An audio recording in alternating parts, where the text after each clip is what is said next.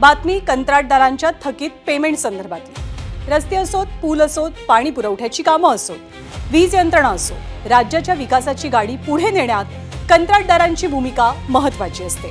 पण आज याच विकासाच्या गाडीला पैशांचा ब्रेक लागल्याचा राज्यभरातल्या कंत्राटदारांचा आरोप आहे। कामं पूर्ण झाली, बिलं निघाली, पण बिलांची रक्कमच मिळत नसल्यानं कंत्राटदार कर्जाच्या ओझ्याखाली दबल्याचा दावा केला जातोय। आणि आता हा संताप कार्यालयाच्या दारातल्या पाठपुराव्यापासून थेट रस्त्यावरच्या आंदोलनापर्यंत पोहोचलाय। राज्यातील सरकारी कंत्राटदारांनी तब्बल 86,662 कोटी रुपयांची देयकं प्रलंबित असल्याचा दावा केलाय आणि याच थकबाकीविरोधात कंत्राटदारांनी आंदोलनाचा एल्गार पुकारलाय। याआधी सुद्धा थकीत बिलांसाठी राज्यभरात आंदोलनं झाली आहेत। नागपूरमध्ये कंत्राटदारांनी अर्धनग्न आंदोलन करत सरकारचा निषेध केला, तर महावितरणच्या कंत्राटदारांनी सुद्धा थकीत देयकांमुळे काम बंद आंदोलन पुकारलं होतं।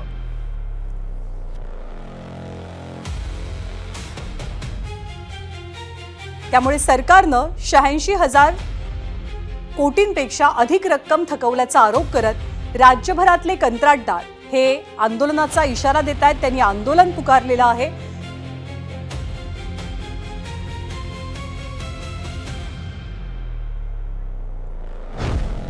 तर राज्यातल्या वेगवेगळ्या शासकीय विभागांकडनं कंत्राटदारांना मिळणारी किती देयकं प्रलंबित आहेत, तो आकडा किती मोठा आहे, कोणकोणत्या विभागाचा आहे, त्यावरती आपण एक नजर टाकूया। पाणी पुरवठा विभाग कंत्राटदारांचे त्यांनी 40,000 कोटी रुपये थकवले। सार्वजनिक बांधकाम विभागानं 17,500 कोटी रुपये। थकबाकीचा 9,881 कोटींचा आकडा आहे आदिवासी विकास विभागाचा। तर ग्राम विकास विभागानं कंत्राटदारांचे 1,181 कोटी रुपये थकवल्याचं कंत्राटदारांचं म्हणणं आहे। जलसंपदा विभागाचे 7,000 कोटी, तर 1,100 कोटींचा आकडा पर्यटन विभागाचा आहे।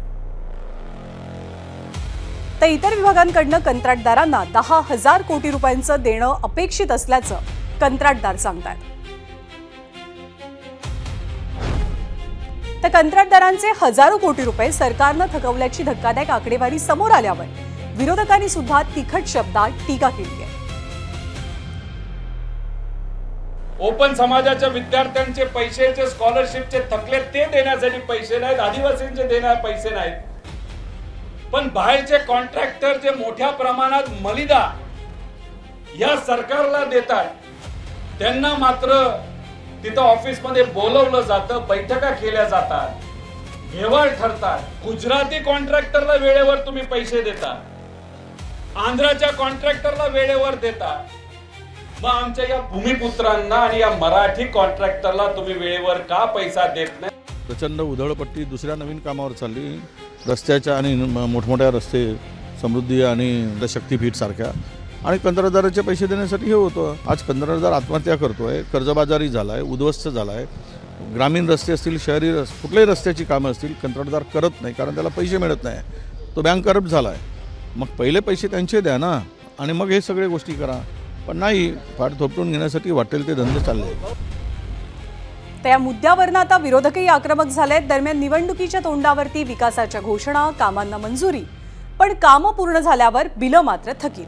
गेल्या 5-6 वर्षांपासून कंत्राटदारांच्या कोट्यवधींच्या देयकांचा प्रश्न कायम आहे आणि आता या आंदोलनाला राजकीय आरोपांची सुद्धा धार चढली आहे। मंत्र्यांवरती गंभीर आरोप, सरकारकडनं आश्वासन आणि विरोधकांकडनं आर्थिक नियोजनावरती सवाल।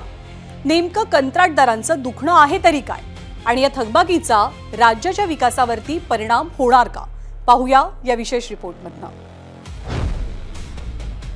पैसे द्या देवा भाऊ, पैसे द्या राहिलेले कामाचे पैसे मिळाले। आदिवासी विकास मंत्री निवडणुकीच्या तोंडावर विकासाच्या घोषणा होतात, वेगवेगळ्या कामांना सुरुवात होते, पण एकदा काम पूर्ण झालं की त्या कामाचे पैसे देण्याची वेळ आली की सरकारची तिजोरी का रिकामी होते, असा सवाल कंत्राटदार उपस्थित करतायत। त्यातच कंत्राटदारांच्या आंदोलनाला आता राजकीय आरोपांची धार आली आहे। मंत्री बावनकुळेंवर भाजप सदस्यत्वासाठी दबावाचा आरोप, तर जयकुमार गोरे वेळ देत नसल्याचा दावा त्यांनी केला। सदस्य झाले का नाही, सध्या मोहीम चालू आहे, सदस्य झाले का नाही, अरे बावनकुळे साहेब म्हणतात, यांना आमच्यासमोर म्हटलेलं आहे. मी जवळपास पुसद डिव्हिजनचे 4 कोटी रुपयाचे कामं केले आहे 0304चे.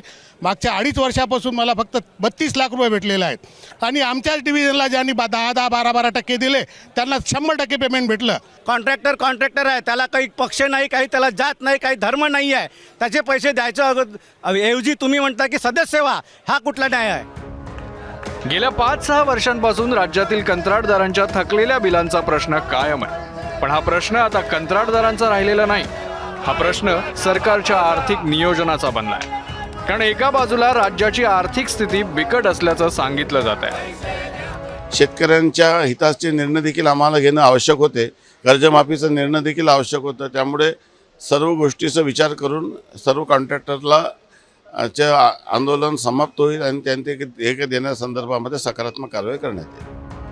मोठमोठ्या विकास कामांच्या घोषणा केल्या जात असताना सरकारच्या तिजोरीत असलेल्या निधीचा हिशोब लावला होता का, असाही सवाल उपस्थित होतोय. मात्र सरकार नवीन कामांना मंजुरी देत नसल्याचं सांगत प्रलंबित देयकांबाबत सरकार सकारात्मक असल्याचा दावा करण्यात येतोय. थोड्याफार प्रमाणात कॉन्ट्रॅक्टरची जी देयके प्रलंबित होती ते टप्प्याटप्प्याने मागील 1-1.5 वर्षात मोठ्या प्रमाणात दिलेली आहे. तो संख्या कमीत कमी याच्यावर आणण्यासाठी आम्ही नवीन कामाला मंजुरी देत नाही आहोत.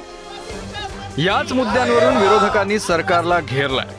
सुप्रिया सुळे यांनी राज्यावर 9 लाख कोटींहून अधिक कर्जाचा बोजा असल्याचा दावा करत तब्बल सुमारे 1,10,000 कोटी रुपयांच्या शक्तीपीठ महामार्गाच्या खर्चावर सवाल उपस्थित केलाय. मात्र परिवहन मंत्री प्रताप सरनाईक यांनी पलटवार करत राज्याचा विकास महत्वाचा अशी भूमिका घेतली.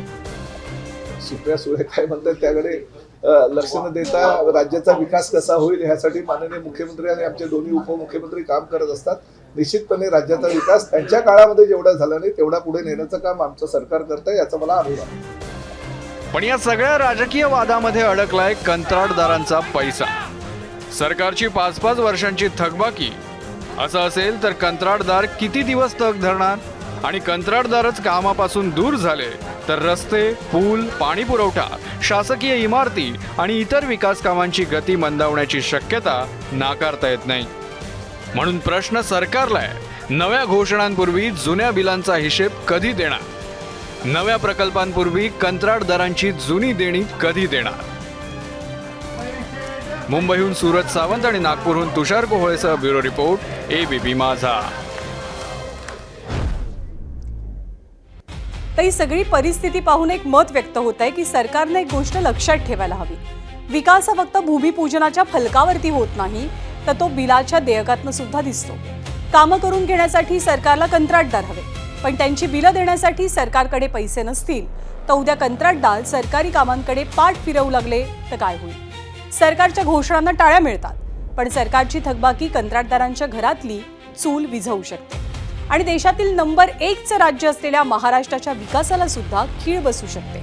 आणि म्हणूनच विकासाच्या नावानं घोषणा कितीही करा, पण विकास कामं करणाऱ्यांचे पैसे थकवून विकास साधणार कसा, हाच सवाल कंत्राटदारांनी उपस्थित केलाय. आणि उद्या हाच प्रश्न राज्याच्या आर्थिक व्यवस्थेला सुद्धा विचारावा लागणार आहे.